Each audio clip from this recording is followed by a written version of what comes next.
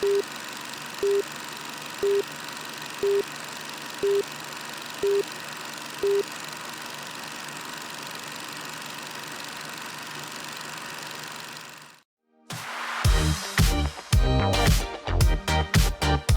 Pulse of Spokane is a broad show that showcases many different things in our community, sponsored by Local 29 Firefighters Union, Well Dressed Walrus, and Homes for You.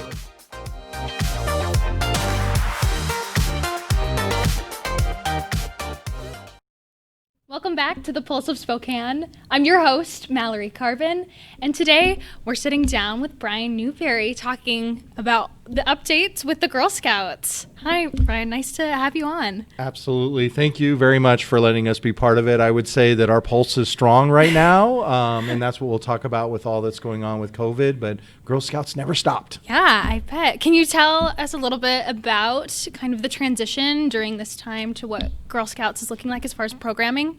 Absolutely.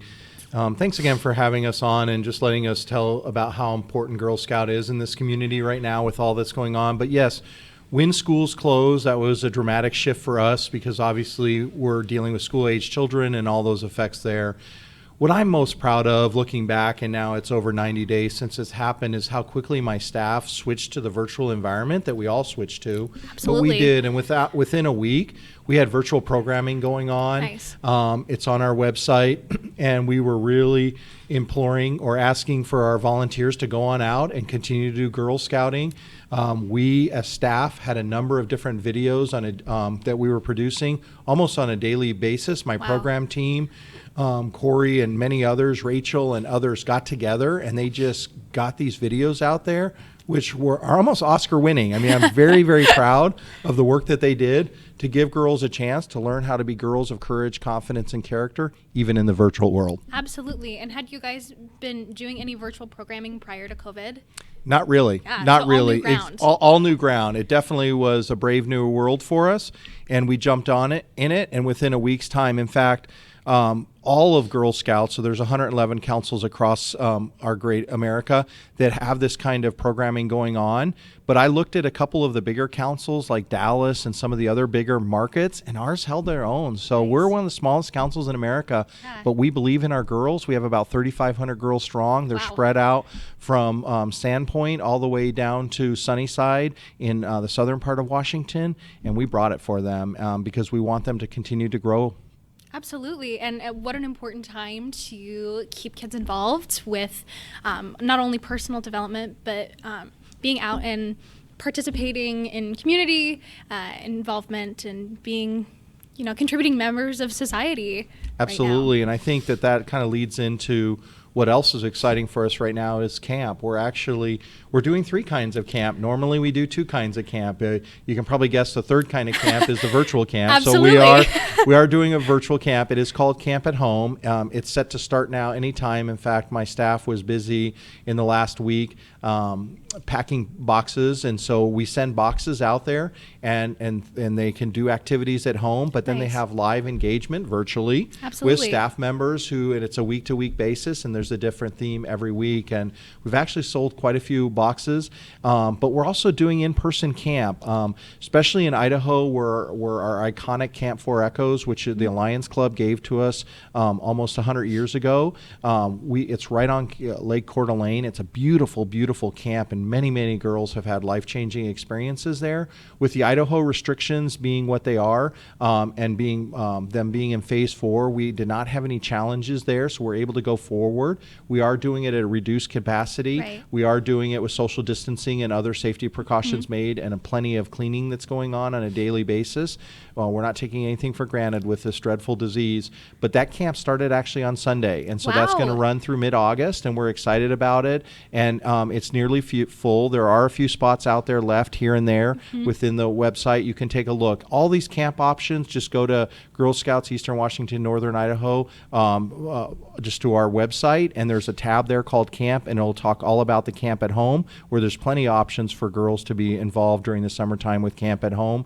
And then the final one is Camp Ashwell, which starts next week. That's in our program center. Great. Down on Maple and in Ash Street. But with that, we've done a lot of work with Spokane Public Schools and the YMCA copying their program because they've been delivering childcare since COVID hit in March. Right. We've copied a lot of their techniques, and we think, again, at reduced capacity, we can keep safety going. We're going to have 5 cohorts of 10. Nice. We're pretty filled up for the first couple weeks, but after that, there are spots available. So the bottom line on the matter, girl experience matters, particularly Absolutely. now where we've been disengaged from much of society. So we want to give parents a safe option virtually here in Spokane or in beautiful Lake Coeur d'Alene for girls to stretch their outer limits. Absolutely. And again, the importance of being able to connect and grow themselves. And I know just being a young girl growing up in the Northwest, looking forward to being outside in the summer and still having a camp experience is really important and something I'm sure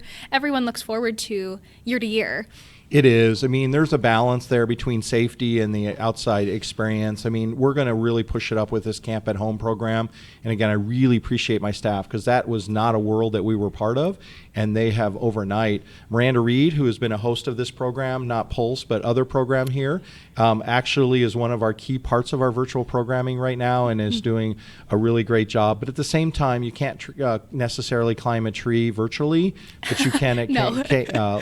Lake Coeur d'Alene. And so we are offering those live experiences as well. I did a video honoring my staff about a month ago, and for me, I think the theme of that video was Girl Scouts never stopped. Right. Some parts of the world has stopped, but it's too important to grow our next generation of leaders who are going to go be the first women on Mars, who are going to go and explore the galaxy, or who are going to find the cure for COVID or cancer down the road. We need to do that now, and so we're continuing to do that because girls matter. Absolutely. Well, you guys sound like you kind of didn't miss a beat. We try not to. Yeah. I do credit my staff for that. I'm Right. very impressed with their virtual work. Absolutely. Kind of shifting gears to everybody's favorite topic, cookie sales and cookie season. I know COVID kind of threw a wrench in the time where girls are usually in front of grocery stores and looking to sell. So how has COVID impacted cookie sales this year? It's been significant. I appreciate you bringing that up. KHQ ran a great piece for us, and during the thing, they had the Cookie Monster come up and start eating cookies. So I should have given you that meme here for your excellent staff to put on next time, but I won't mimic that meme. But I will say that cookies are a significant part of what we do. It is 70% of our revenue, Wow. and it not only provides programming until next cookie season for us, provides those camp opportunities. We have plenty of scholarships, and the cookies make that possible. But it also helps those troops. So I actually have a new daisy troop. I started it last year, so we have 7 daisies, and we were actually selling this weekend out of a parking lot at a hardware store. But that's our revenue source. That's how we pay for a lot of different Definitely. things. It's how we pay for our badges, pay for our field trips and things like that. And our bank account was zero. We didn't have Right. anything left. And so cookies are an important part. So to all the community, you've really helped us out. We had over 600,000 boxes. We had a huge pre-order put in Wow. because in February, this was going to be the best cookie sale ever. And we were going to have new Lemon Ups, which is a brand new lemon cookie, which rivals the Thin Mint and Samoa out there. And so we were really, really excited for it. Then COVID hit, Right. everything stopped. And so we finally got back in the row back in June. Idaho has been able to help us out a lot because their restrictions have been less. But bottom line, a couple weeks ago or a couple months ago, we had 600,000 boxes sitting in Spokane Valley. We're down to about 30,000 boxes. So if Wow. you see girls out there selling, please help them out, because when you help that girl out, you help that girl out right there. And so it is an incredible thing that you do. When you help an older girl out, you're sending her to college. I wrote $34,000 in college scholarships last year. That's So incredible. it's really important to buy from those girls and help them out. And the last thing that I have, two last things that I want to just celebrate, if I have a moment, is just Absolutely. the first is I have to thank this community. Last year we had 24,000 boxes donated to our U.S. military. And we also, this year, we transitioned to U.S. military as well as our noble healthcare workers that matter across Eastern Washington and Northern Excellent. Idaho. We're over 30,000 boxes this year. We're over 30,000 Wow. boxes with the truncated cookie season. That just shows you how this community has has a red, white, and blue heart, and they truly, truly love their troops, and they truly, truly love their healthcare workers. So to all that are listening today, thank you for your generous donations. We are going to get them out to troops far and wide and overseas. The military had to stay overseas longer with COVID, so we want to thank them for that, and certainly for all our healthcare workers who are dealing with the rise of cases right now. And the last thing that about the cookie sale is Michaela Butler is in Post Falls. Last year, she sold over 7,000 cookies, which is incredible. Most girls normally, at most, sell 300 to 500, but you have record breakers who sell 4,000 boxes nationally. Yeah. She sold over 7,000 last year. This year, she's over 20,000 cookies sold. Goodness. It is an incredible record. Wow. It is right now touching the national record of 22,000 cookies sold. So out of 50 plus million girls over 70 years of selling cookies, this year we could have the #1 cookie seller in America ever. That's an incredible statistic, and we are a council of distinction, and we are a council of distinction because we have girls like Michaela Butler and Miranda Reed and so many others who've come before her who really get out there and are the incredible business women of tomorrow. Absolutely. And what a feat to be able to have a record-breaking year in the midst of such chaos and craziness. And especially when you're losing kind of the main place outside of those grocery stores and things to be able to sell. What an incredible feat. She's a senior in high school. I try to convince her principal to hold her back, but she's going to go on to the university. I'm kidding. But she's going to go on to Idaho and hopefully become a physical therapist. But whatever she puts her mind to, she's going to be a legend, because she truly is a legend for us. And she did it by going outside of Walmarts and other places and just holding up her sign. At some point, she was selling almost 800 cookies a day. Wow. She's an incredible entrepreneur, but so are all of our 2,400 entrepreneurs out there who really looked COVID in the eye and they didn't blink. Absolutely. Wow. What an incredible accomplishment. Well, is cookie season still going? Where can you buy cookies right now? It is. That's a tough question. And there is a cookie finder on our website. Again, go to our website for both camp, Girl Scouts Eastern Washington, Northern Idaho. Just Google it and we'll come on up. Go to for both camp and cookie finders. It is hard right now because of the restrictions, particularly in the Tri-Cities being still in phase 1 in Yakima. It's really hard for those girls who are not really able to get out and sell. But certainly in Idaho, they've been selling pretty strong here for the last couple weeks. So if you go to our website, there's a cookie finder that you might be able to. The other one is just hopefully you drive by and see someone. Right. We normally have them in front of Rosar's, Yolks, you name the grocery store. Absolutely. They're there. Walmart.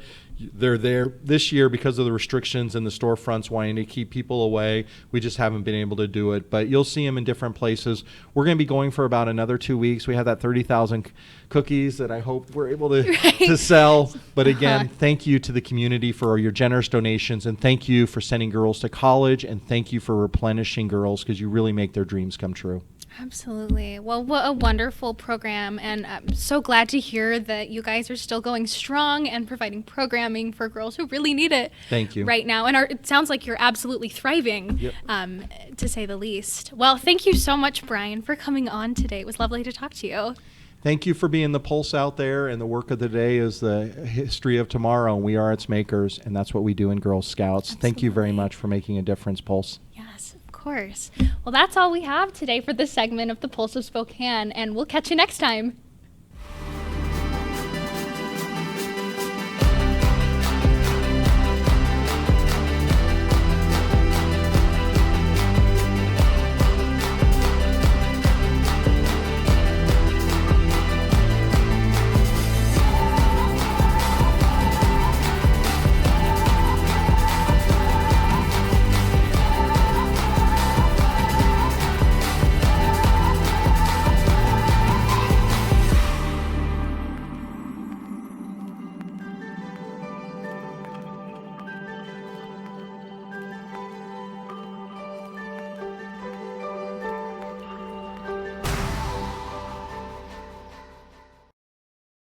When we opened the doors the first day, we started with a counter full of maybe a dozen selections of a dozen cupcakes. We sold out, and it just went crazy from there.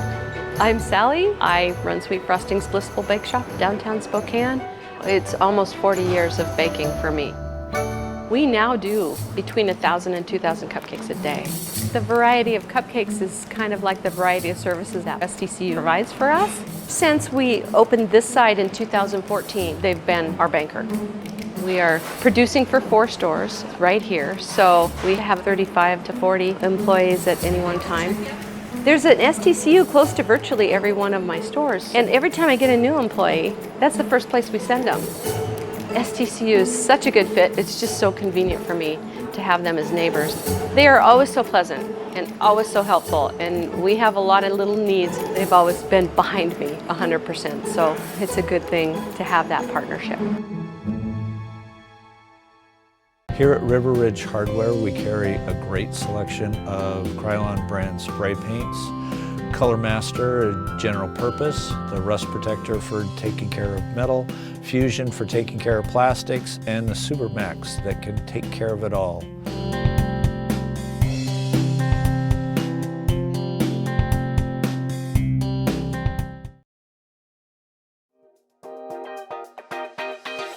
Thanks for watching.